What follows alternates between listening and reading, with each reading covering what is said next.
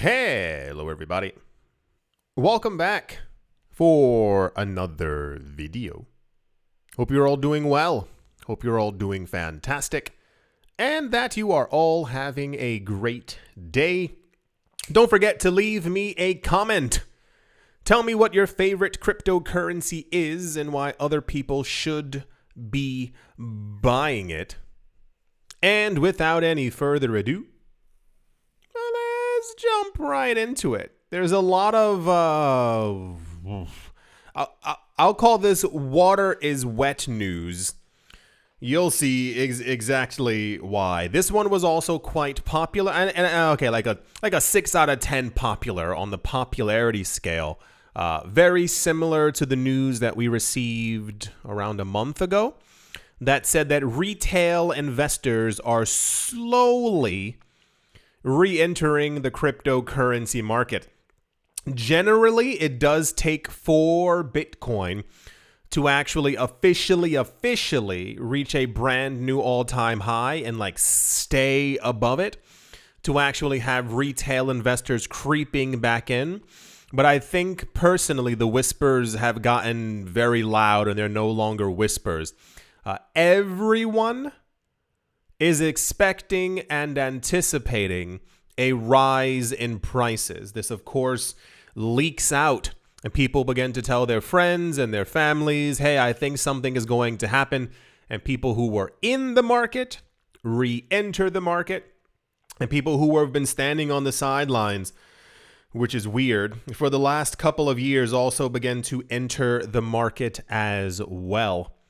According to a report prepared by Coinbase Institutional and Glassnode, crypto markets are becoming increasingly liquid. This is good news. The report is titled Q4 2024 Guide to Crypto Markets. I guess that's very self-explanatory. That could have, I guess, been anything. The research highlights that the increase in on-chain activities and trading volumes signifies that crypto markets are becoming more liquid and sophisticated. I wouldn't go that far. If you looked at a lot of the coins that people are using, when they and I know when they say sophisticated, it means that they're more robust, they have more liquidity, they have more derivatives from the actual asset class. I don't know if any of you saw it. It was also like major news, but it's also kind of one of those things that it's like, oh, wow, awesome. So happy this happened. I think, was it BlackRock? I don't remember. Some company was given the go-ahead to launch Bitcoin options. And the idea has been mainly from institutions. Institutions feed us news as to what they think that we think is going to actually help the market, but it usually just ends up being something similar to Bitcoin futures, which are always cash-based. So now there's another company who has introduced Bitcoin options, and any kind of a derivative, anything that's derived from Bitcoin, if you will, tends to see a lot of play and interest. The idea is that I'll give it to you easy. That basically anyone who's interested in crypto, especially if they're an institution, instead of dipping their toes directly onto the blockchain, they'll start getting exposure to Bitcoin through ETFs, through options, and or through futures in some sort of way. And then basically if they see that they're making money, they'll go, okay, let's start buying up actual like physical Bitcoin, like from Coinbase ourselves. And as they're dealing with hundreds of millions and billions of dollars, that's the extra liquidity that's entering the market that shows that the market isn't just on chain anymore, which is what I was telling you about the last couple of videos. I don't know why that was the constant topic. Institutions, if you want to be real, institutions want the system to remain the same.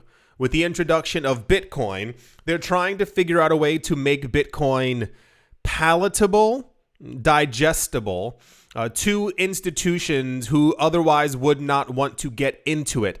So we're seeing this hyper mix of Bitcoin being created into other different things. Like this is why the ETF had so much fanfare, because it was meant to be like kicking the door open, not like slowly opening it, but like knocking the door down so that every other thing can basically flow through, as the ETFs are typically the most difficult thing, or have been the most difficult thing to get from the US SEC. So we are seeing increased liquidity in our markets. Liquidity was mainly just from crypto exchanges. It was initially on chain, obviously.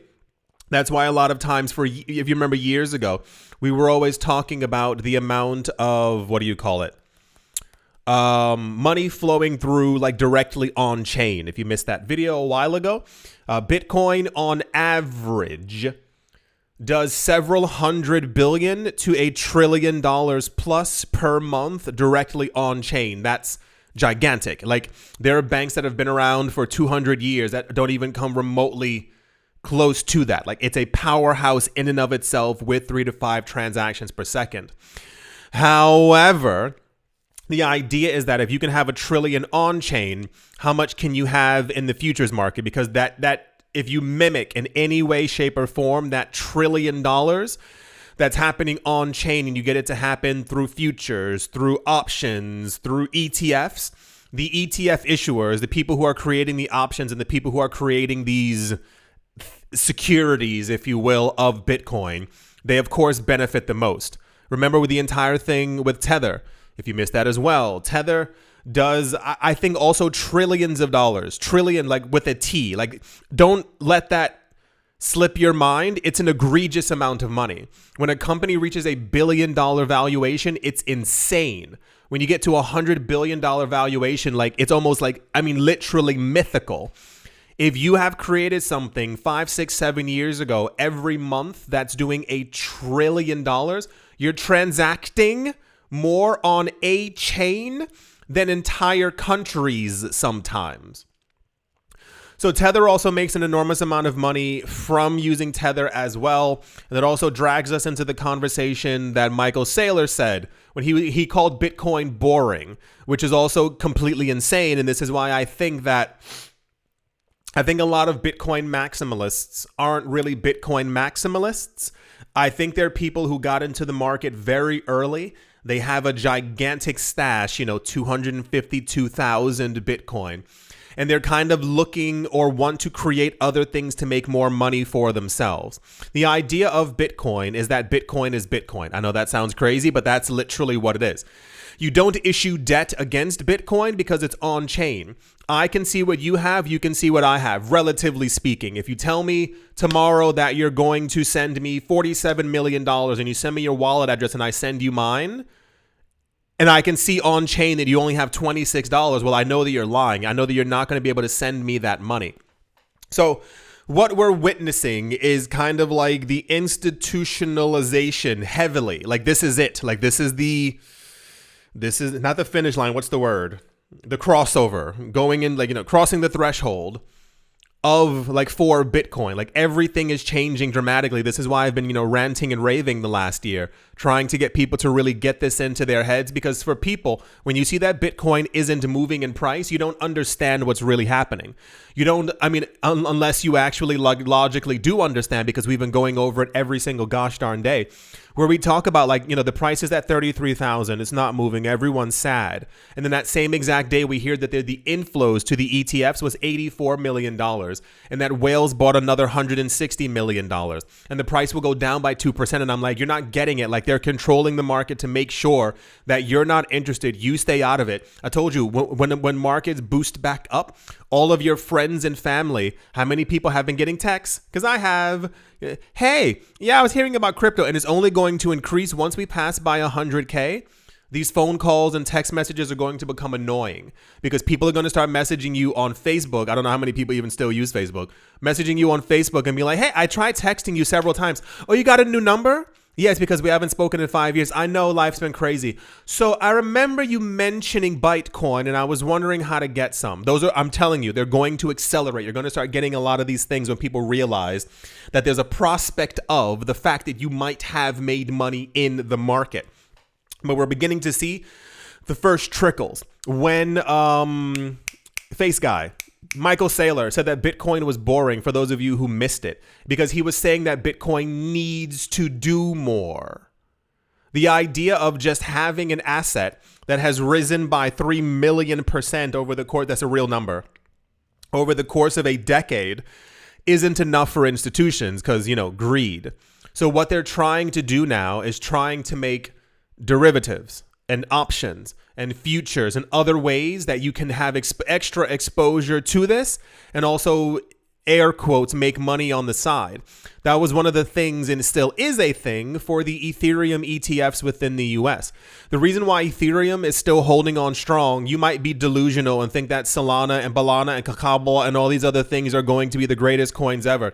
What you're not understanding is that the actual metrics for Ethereum are fantastic.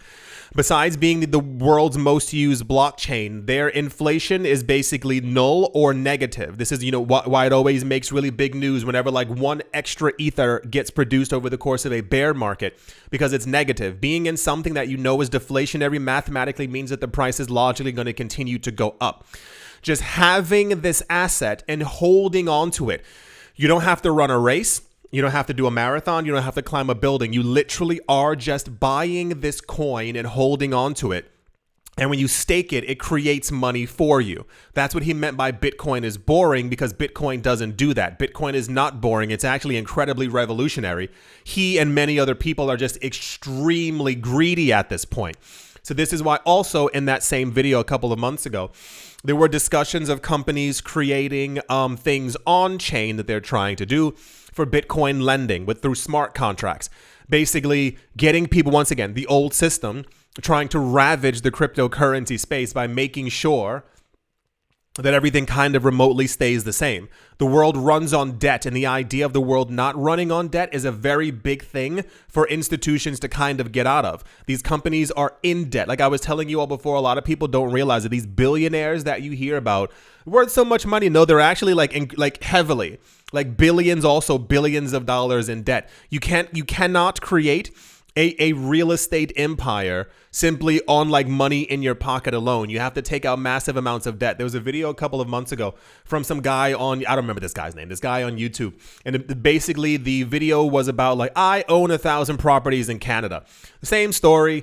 His family wasn't from there. He moved there when he was 2 years old. He's Canadian. And at some point he decided to buy a lot of property. What you hear is that this man at some point, he was working at a McDonald's and bam, look at him now. No, his family also had like a little bit of money, of course.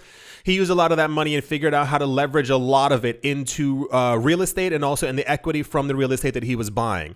Basically constantly getting himself in debt for every new property that he actually owns. So by the end of it, he was able to brag to the camera that he's making around $250,000 per month from his rental properties.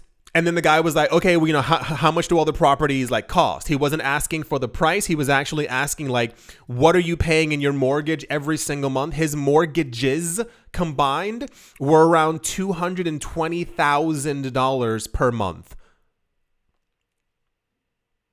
So you think that he's making the extra $30,000 on top and, scot-free, but he also has like taxes and a bunch of other things to pay. And if anything happens with any other properties, like they're always skating on very, very, very thin ice. And this is usually anyway, the point is the world runs on debt. And we're seeing that a lot of these new companies who are entering the space are trying to create these things to be able to make Bitcoin, air quotes, more exciting by introducing debt or being able to rent out or lend out your Bitcoin or whatever other fantastical things that they're going to be trying to create sometime in the future to make sure that people still exist in debt as opposed to living through the Bitcoin system, which is meant to completely take us away from the old system and from the debt system. And this is also why Ethereum is once again very popular as well, because of the fact that you hold it, you stake it, you make more money. That's why when we had news, the last couple of years since they had the merge, of all these whales buying an egregious amount of ether. If Ethereum in the future ends up going to $20, $30, $40, $50, $60, $100,000 in a decade, the people who are holding hundreds of ether who've been buying for a very long time, that is generational wealth. You will never, ever have to ever work again. This is why I'm always constantly telling people, I can lead you to the market, But you got to figure it out for yourself. Like we're witnessing the change. We're witnessing the revolution in money right now. It's happening before us. This isn't something that's going to happen in 5 years. Like all of it's taking place right now. And we know proof of that because daily news. We've been talking about this daily over the course of the last 6, 7, 8 something years. But now like it's all like coming to fruition. So I'm always like, you might not own some coins but might be time to have a conversation with your portfolio to see, it's insane. How many people have been sitting on the sidelines, haven't been buying, have been waiting for prices to go a lot lower. And it's like, you keep missing your chance. How many of you were waiting for because some other YouTuber told you that Bitcoin was going back down to 15,000 to 22,000? And I was like, well, okay, good luck. Look at where we are now. It's like, I've said it before, it's insane what's happening. And it gets crazier every single day. So shout out to everyone out there who has actually like paid attention over the course of the last couple of years. I got a lot of messages from you. I told you before, from a lot of people, hello, on Patreon and stuff like that, who were telling me like, I made a lot of money because of you. Like I didn't go into the other scam coins and I didn't lose a lot of money. I put a down payment on a house. I'm doing so-and-so. I bought land and I'm like, like I do like a literal clap as I'm like reading them because I'm like, this is fantastic. This is the way that it's supposed to be. Crypto's meant to make the average person have money. And I mean like billions of people to get away from the old system to kind of live like a better life. But then we keep on having these institutions coming in talking about that they want to make all these other things that no one's interested in. And this is just a loop. That's why I said water's wet at the very beginning, because we know what Bitcoin is and who it should be for. But, we're kind of... Oh boy.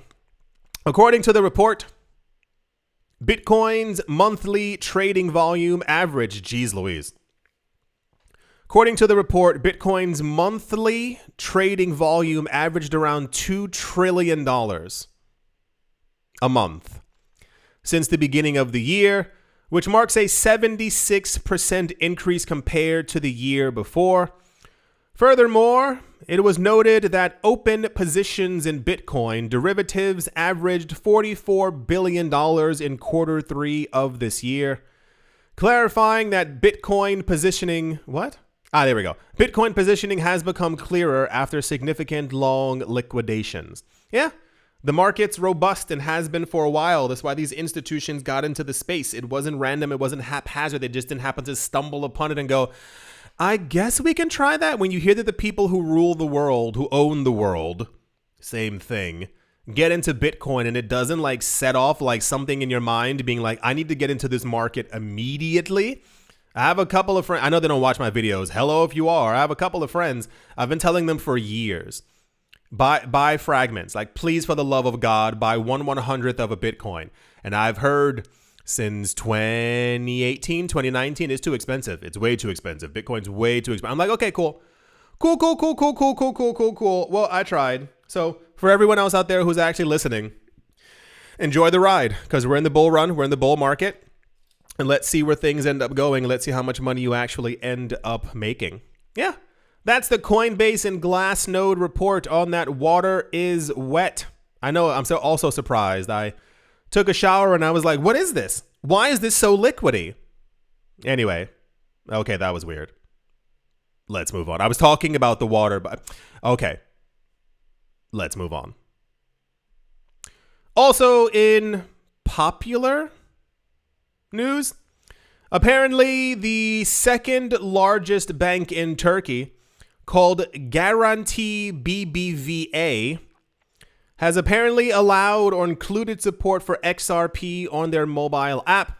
The bank, which boasts consolidated assets of around $76 billion, disclosed the development on its official website. Cool. So apparently, I assume this is being able to buy XRP, as I found no article indicating that they're allowing XRP to be used as a currency of some sort. I would assume, based on this news as well, they probably already have support for Bitcoin and Ether as well. Cool. Like I said, anything. Hear my words. Anything with the letters XRP ends up being in popular news. But this one didn't make oh my gosh, life-changing, revolutionary kind of like news levels.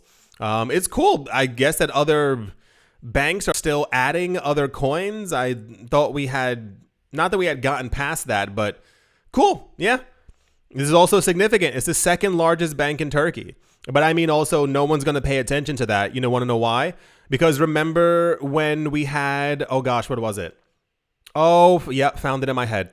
Remember when we had news that 12 central banks, like 12 world banks, are holding individually billions of dollars worth of Bitcoin, and no one in retail batted an eye, flicked an eyelash, like nothing even happened. So anytime that we get news, why? Why is that? Why is it that when we get news that banks are doing it, or even central banks, I assumed, I was like, well, there we go. Central banks are officially holding Bitcoin. Everyone's going to, oh wait, no one cares. But the moment that a rich individual does something, everyone kind of cares about it. Like Michael Saylor, Joseph Banks, what's this guy's name? Elon Musk, not Joseph Banks. Elon Musk and the guy from Dell and any other rich person, like when they buy Bitcoin or crypto, it makes headlines. But if the second largest bank in a country does it, or is including, nope, barely a whisper.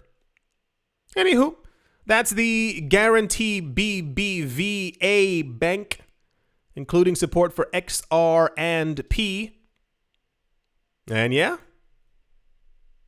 let's move on. I also stupidly assumed this would be major news. The number of ETFs, or at least ETF applications, continues to increase. The company called Canary Capital Group LLC 3 days ago submitted an application for an XRP ETF, and now they've just submitted one for Litecoin. Also, I expected this to be major news. A lot of people, how do I say this? Litecoin has done incredibly well at being like, the word's not a shadow coin. It's kind of like existing, but a lot of people didn't really pay attention to it. Litecoin is still an incredibly popular chain. It's just not hypey. And I think much of what the world has become, much of what crypto has become, has kind of become like a hype kind of fervor thing. Like remember like when everyone, I don't know if this is still a thing, when everyone was going completely insane for like Supreme and like all the hype beast stuff. Whatever enters the news, whatever ends up being popular, that's what people run for. This is what I've been warning people about for a very long time. Whenever you hear about these ridiculous sounding coins, the sushis, the chickens, the dogs, and all these other things that they've had for cryptocurrency coins and all these DeFi things that were never DeFi in the first place, everyone runs to the new shiny thing. Litecoin is probably, next to Bitcoin and Ethereum, the only other coin that would not receive a security classification. Litecoin is in 99% of ways the same exact thing as Bitcoin. Not only is it a source code fork, and in that, everything that works on Litecoin works on Bitcoin, works on Litecoin, vice versa. This is why a lot of times if you hear that there's like an update or upgrade or someone's testing something, they'll typically test it on Litecoin. And then we know, cool, it definitely works on Bitcoin. That's a huge thing. That's a huge value proposition. But also like the creator stepped away from the coin in 2017, 2018.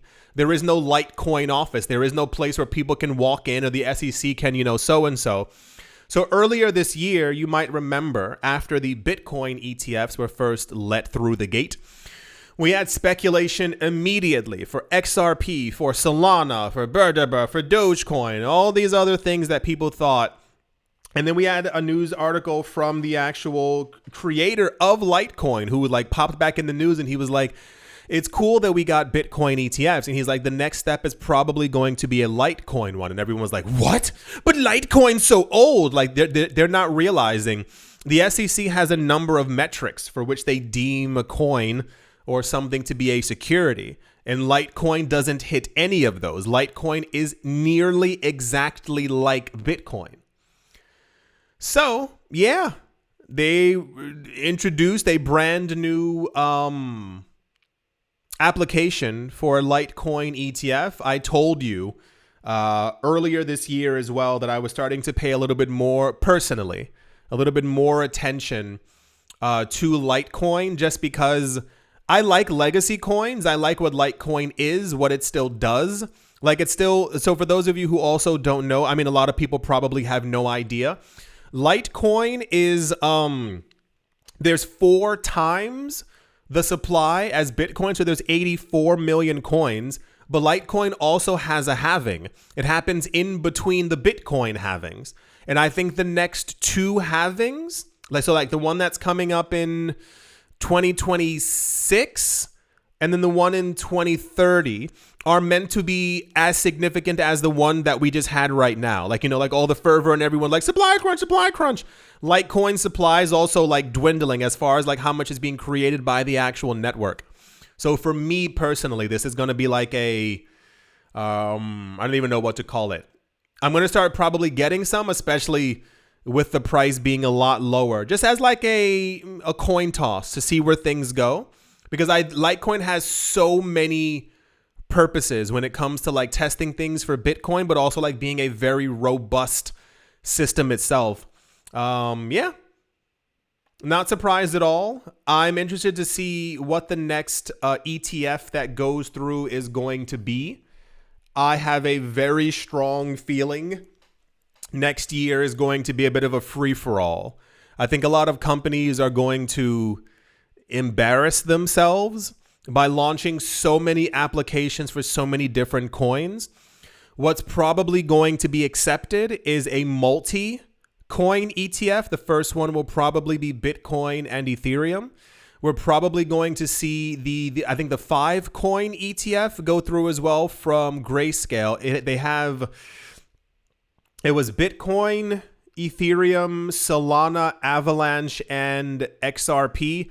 The problem is that Solana is in every way, shape, or form. Hear me out here. Based on all the metrics, it looks a little security.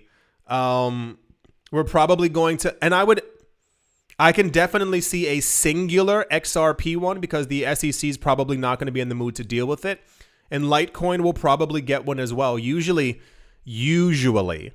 what happens is that you have a lot of people, like I told you before, on the board of the Ethereum Foundation and Ripple and all these other things and Coinbase and every crypto exchange. You have former workers from these actual agencies, and you kind of gauge and also know people who work in the offices, and you're able to say like, hey, what's the probability of this actually going through? Because you filing for nothing makes absolutely no sense. That was part of the one part of the issue years ago when all these companies were applying for Bitcoin ETFs, and they kept on getting rejected because you typically talk to someone in the SEC and say, hey, have we covered all the bases? Is all the paperwork there? Have we ticked all the boxes?